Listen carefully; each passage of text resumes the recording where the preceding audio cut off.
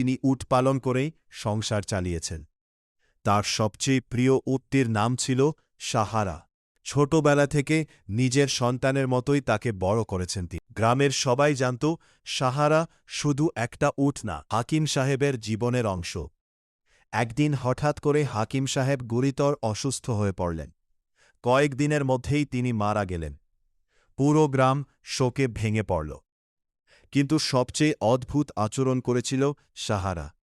হাকিম সাহেবের জানাজার দিন, যখন সবাই তাকে কবরস্থানে নিয়ে যাচ্ছিল, সাহারা হঠাৎ নিজে থেকেই দৌড়ে এসে জানাজার পেছনে হাঁকতে শুরু করো। কেউ তাকে ডাকেনি, তবুও সে থামেনি। মানুষজন অবাক হয়ে তাকিয়েছিল। কবর দেওয়ার সময় সাহারা একটু দূরে দাঁড়িয়েছিল, চুপচাপ, মাথা নিচু করে। সে বুঝতে পারছে তার প্রিয় মানুষটা আর নেই। দিন কেটে গেল, কিন্তু সাহারা প্রতিদিন সকালে কবরের পাশে এসে বসে থাকত। কখনো নড়ত না, শুধু তাকিয়ে থাকত মাটির দিকে।